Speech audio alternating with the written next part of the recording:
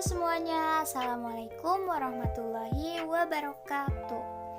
Perkenalkan, nama saya Jihan Putri, kelas 12 IPS 3. Saya lahir di Cirebon pada tanggal 12 Desember 2003. Hobi saya adalah menyanyi dan saya bersekolah di SMA Negeri 4 Cirebon.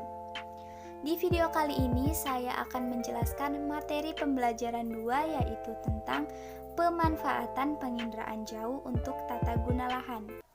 Sebelum ke materinya, kita akan membacakan tujuan pembelajaran.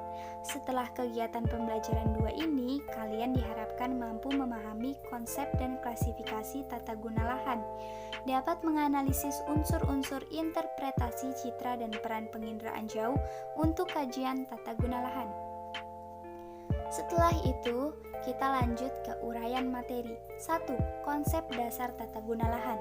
Tata guna lahan adalah aktivitas penilaian secara sistematis terhadap potensi lahan dalam rangka untuk memilih, mengadopsi, dan menentukan pilihan penggunaan lahan terbaik dalam ruang berdasarkan potensi dan kondisi biofisik, ekonomi, dan sosial untuk meningkatkan produktivitas dan ekuitas dan menjaga kelestarian lingkungan. Adapun faktor-faktor yang mempengaruhi penetapan tata guna lahan ada A. Faktor fisik, yaitu keadaan geologi, tanah, air, dan iklim. B. Faktor biologis, yaitu vegetasi, hewan, dan kependudukan. C. Faktor ekonomi, yaitu keuntungan, keadaan pasar, dan transportasi. Dan yang terakhir ada faktor institusi, yaitu dicirikan oleh hukum pertahanan, keadaan politik, keadaan sosial, dan secara administrasi digunakan. Kemudian ada klasifikasi tata guna lahan. Sistem klasifikasi penggunaan lahan dan penutup lahan USGS disusun berdasarkan kriteria berikut. A. Tingkat ketelitian interpretasi minimum dengan menggunakan penginderaan jauh tidak kurang dari 85%. B. Ketelitian interpretasi untuk beberapa kategori kurang lebih sama. C. Hasil yang diulang dapat diperoleh dari penafsir yang satu ke penafsir yang lain dan dari satu saat penginderaan ke saat yang lain. D. Sistem klasifikasi dapat diterapkan untuk daerah yang luas. E. Kategorisasi memungkinkan penggunaan lahan ditafsir dari tipe penutup lahannya. F. Sistem klasifikasi dapat digunakan dengan data penginderaan jauh yang diperoleh pada waktu yang berbeda dan sebagainya. Dan di sini ada unsur-unsur interpretasi citra penginderaan jauh terkait tata guna lahan. A. Rona. Rona adalah tingkat kecerahan atau kegelapan suatu objek yang terdapat pada citra. Air laut memantulkan rona gelap, sedangkan pasir memantulkan rona terang. B. Warna. Warna adalah wujud tampak mata dengan menggunakan spektrum sempit, lebih sempit dari spektrum tampak. Misalnya, warna coklat kekuningan pada air menandakan air tersebut keruh. C. Bentuk.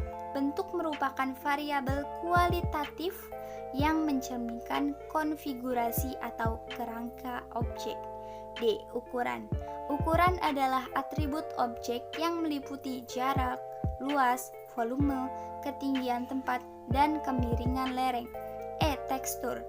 Tekstur sering dinyatakan dengan kasar, sedang, dan halus. F. Pola. Pola merupakan ciri yang menandai bagi banyak objek bentukan manusia dan bagi beberapa objek alamiah. G. Bayangan. Bayangan bersifat menyembunyikan detail atau objek yang berbeda di daerah gelap. H. Situs.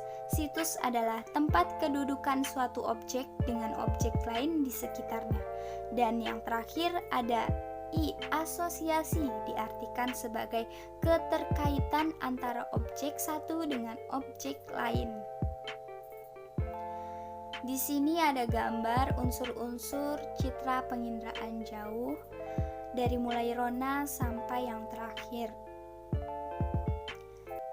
Dan yang terakhir adalah penginderaan jauh untuk kajian tata guna lahan.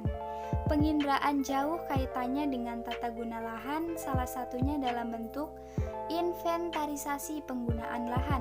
Contoh inventarisasi citra penginderaan jauh dalam penggunaan lahan seperti inventarisasi lahan pertanian, perkebunan, permukiman, kehutanan, pertambangan, industri, pertokoan, pusat perbelanjaan, ruang terbuka hijau, dan lain-lain.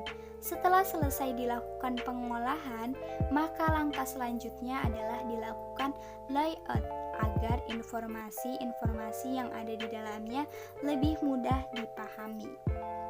Dan segitu saja yang bisa saya sampaikan pada materi ini, kurang lebihnya saya mohon maaf. Saya akhiri, wassalamualaikum warahmatullahi wabarakatuh. Terima kasih semuanya.